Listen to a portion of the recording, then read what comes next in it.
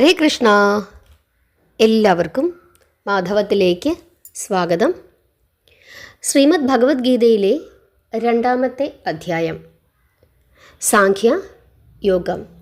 സാഖ്യയോഗയിലെ 68-ാമത്തെ ശ്ലോകമാണ് ഇന്ന് നമ്മൾ നോക്കുന്നത്.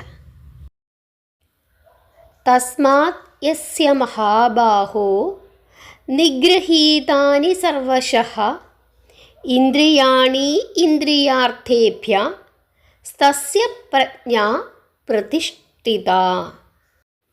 ഇവിടെ മഹാബാഹോ എന്ന് വിളിച്ചിരിക്കുന്നത് ആരെയാണ്?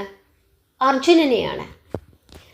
അതുപോലെ തസ്മാത് എന്ന വാക്കിൻ്റെ അർത്ഥം അതുകൊണ്ട് അല്ലെങ്കിൽ അക്കാരണത്താൽ എന്നൊക്കെയാണ് ഉദ്ദേശിക്കുന്നത്. നിഗ്രഹീതാനി സർവശഃ എന്ന് പറഞ്ഞിരിക്കുന്നു. സർവശഃ എന്ന വാക്കിൻ്റെ അർത്ഥം പൂർണ്ണമായും എന്നാണ്.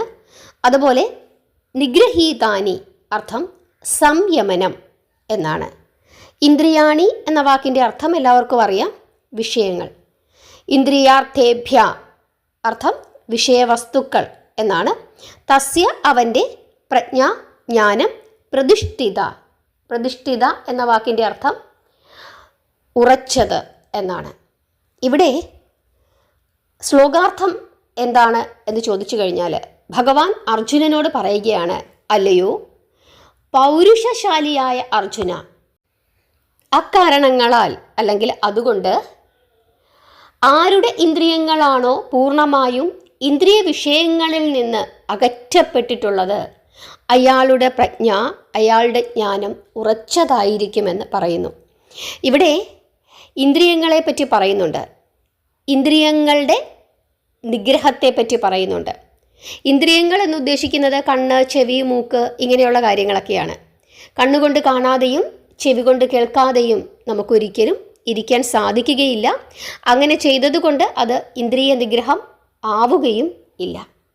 പക്ഷേ ശരിയായത് കാണണം, ശരിയായത് ചിന്തിക്കണം, സത്യബുദ്ധി ഉണ്ടാകണം. എല്ലാ കാര്യങ്ങളിലും ഈശ്വരനെ കാണണം. മറ്റൊരാളുടെ പ്രേരണയാൽ നമ്മുടെ ബുദ്ധി, നമ്മുടെ കാഴ്ചകൾ, നമ്മുടെ ചിന്തകൾ, നമ്മുടെ അനുഭവങ്ങൾ മാറരുത്. നമ്മൾ സ്വയം ചിന്തിക്കുകയും നമ്മൾ സ്വയം കാണുകയും ചെയ്യണം. പരപ്രേരണ ആകരുത്.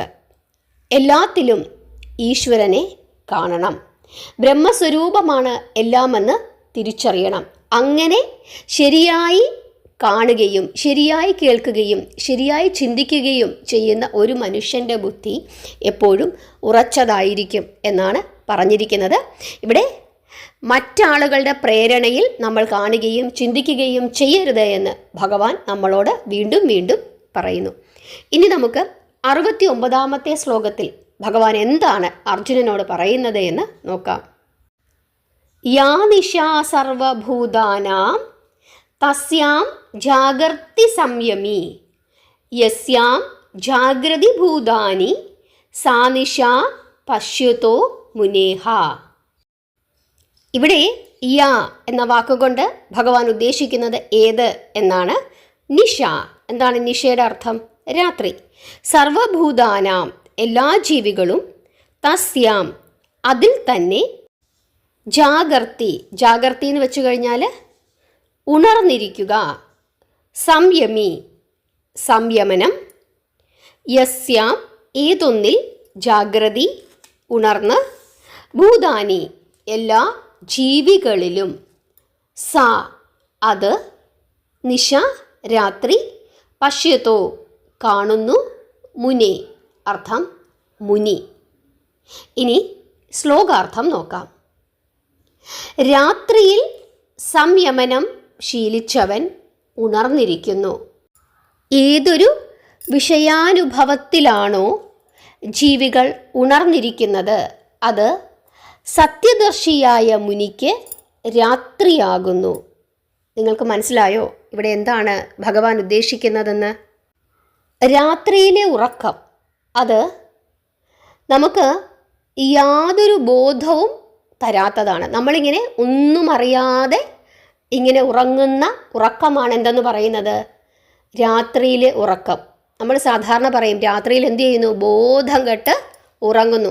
ആ സമയത്ത് നമ്മൾ എന്തെങ്കിലും അറിയുന്നുണ്ടോ? ഒന്നും അറിയുന്നില്ല, ഉറക്കം മാത്രം. പക്ഷേ പദാർത്ഥങ്ങളെ അറിഞ്ഞനുഭവിക്കുന്ന അവസ്ഥയാണ് ജാഗ്രത് എന്ന് പറയുന്നത്. നമ്മൾ പത്മനാഭസ്വാമിയെ കാണുന്ന സമയത്ത് ഭഗവാൻ എന്തു ചെയ്യുകയാണ്?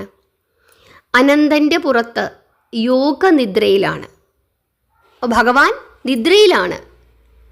നമ്മൾ നിദ്ര ചെയ്യുന്നത് പോലെയുള്ള നിദ്രയാണോ ഭഗവാൻ ചെയ്യുന്നത്? അല്ല, എല്ലാം അറിഞ്ഞുകൊണ്ടുള്ള നിദ്രയാണ്. പക്ഷെ നമ്മളോ, ഉറങ്ങിക്കഴിഞ്ഞാൽ ആളുകൾ പറയും ശവം, പിന്നെ ഒന്നും അറിയില്ല. പക്ഷേ അങ്ങനെ ആകരുത് എന്നാണ് പറയുന്നത്. അതായത് ഇവിടെ ഉറക്കത്തിനെ അല്ല ഭഗവാൻ ഉദ്ദേശിക്കുന്നത്. നമ്മൾ പലപ്പോഴും എന്താണ് ചെയ്യുന്നത്? ഉണർന്നിരിക്കുമ്പോഴും ബോധം കെട്ട് ഉറങ്ങുന്ന ആളുകളെ പോലെയാണ് നമ്മുടെ ഓരോ ജീവിതവും.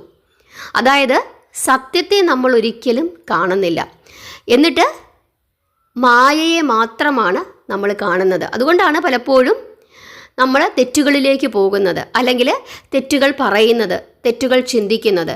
സത്യം അത് നമ്മൾ കാണുന്നില്ല.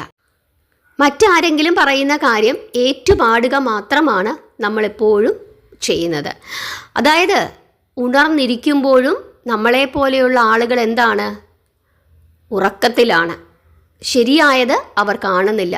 എന്നാൽ ഒരു മുനി അല്ലെങ്കിൽ ഭഗവാൻ ഇവരൊക്കെ ഉറങ്ങുമ്പോഴും അവർക്ക് നല്ല ബോധമുണ്ട്. അങ്ങനെ ബോധത്തിലാകണം നമ്മളെപ്പോഴും ഇരിക്കേണ്ടത്. അല്ലാതെ മറ്റുള്ളവരുടെ കണ്ണും കാതുമായി നമ്മൾ മാറരുത്. ശരിയായ രീതിയിൽ ചിന്തിക്കാനും ശരിയായ രീതിയിൽ കാണാനും നമുക്ക് സാധിക്കണമെന്നാണ് ഇവിടെ ഭഗവാൻ വീണ്ടും വീണ്ടും ഓർമ്മിപ്പിക്കുന്നത്. ഇന്ന് നമ്മൾ പഠിച്ച ആ 2 ശ്ലോകങ്ങളും, ഈ 2 ശ്ലോകത്തിലൂടെ ഭഗവാൻ പറഞ്ഞു തരുന്നത് എന്താണ്? ശരിയായി കാണുക, ശരിയായി കേൾക്കുക, ശരിയായി ചിന്തിക്കുക. മറ്റുള്ളവരുടെ ബുദ്ധി ഉപയോഗിച്ച് കാണുകയും കേൾക്കുകയും ചിന്തിക്കാതെയും ഇരിക്കുക. എപ്പോഴും കണ്ണും കാതും ചെവിയും തുറന്നു വെക്കുക. സത്യം സത്യമായി കാണുക. എല്ലാത്തിലും ഈശ്വരാംശം കാണുക. എല്ലാം ബ്രഹ്മസ്വരൂപമായി കണ്ട് എല്ലാത്തിനെയും സ്നേഹിച്ച് കർമ്മമനുഷ്ഠിച്ച് ശരിയായി ചിന്തിച്ച് മനസ്സിലാക്കി മുമ്പോട്ട് പോകാനാണ് ഭഗവാൻ ഇവിടെ പറയുന്നത്. അങ്ങനെയുള്ള ഒരു വ്യക്തിയുടെ ബുദ്ധി മാത്രമേ ഉറച്ചതായിരിക്കുകയുള്ളൂ. അല്ലെങ്കിൽ അങ്ങോട്ടും ഇങ്ങോട്ടും ചലിച്ചുകൊണ്ടിരിക്കും. അത് ജീവിതത്തെ വലിയ നിരാശയിലേക്ക് കൊണ്ടുപോകും. അങ്ങനെ ആകരുത് എന്നാണ് ഇവിടെ അർജുനനിലൂടെ ഭഗവാൻ നമുക്ക് പറഞ്ഞു തരുന്നത്. നിങ്ങൾക്ക് മനസ്സിലായി എന്ന് വിശ്വസിക്കുന്നു. പ്രലോഭനങ്ങളിൽ അകപ്പെടാതെ മുമ്പോട്ട് പോകാൻ ഇവിടെ ഭഗവാൻ ഉപദേശിക്കുന്നു. ഇത് മനസ്സിലാക്കി മുമ്പോട്ട് പോയി കഴിഞ്ഞാൽ തീർച്ചയായിട്ടും മറ്റുള്ളവരുടെ ചതികളിൽ നമ്മൾ പെടാതിരിക്കും. അതുകൊണ്ട് കൊച്ചുകുട്ടികളെയൊക്കെ നിർബന്ധമായും ഭഗവത്ഗീത വളരെ ആഴത്തിൽ പഠിപ്പിക്കണം. എങ്കിൽ മാത്രമേ അവരുടെ ബുദ്ധിക്കും ചിന്തകൾക്കുമൊക്കെ തെളിമയുണ്ടാവുകയുള്ളൂ. അതുകൊണ്ട് എല്ലാ അമ്മമാരും ഓരോ ദിവസവും ഓരോ ശ്ലോകമെങ്കിലും നമ്മുടെ കുഞ്ഞുങ്ങളെ പഠിപ്പിക്കണം. അക്കാര്യത്തിൽ നിങ്ങൾ യാതൊരു വീഴ്ചയും വരുത്തരുത്. നിങ്ങൾക്ക് മനസ്സിലായി എന്ന് വിശ്വസിക്കുന്നു. നാമം ജപിക്കുക, പ്രാർത്ഥിക്കുക. ഹരേ കൃഷ്ണ.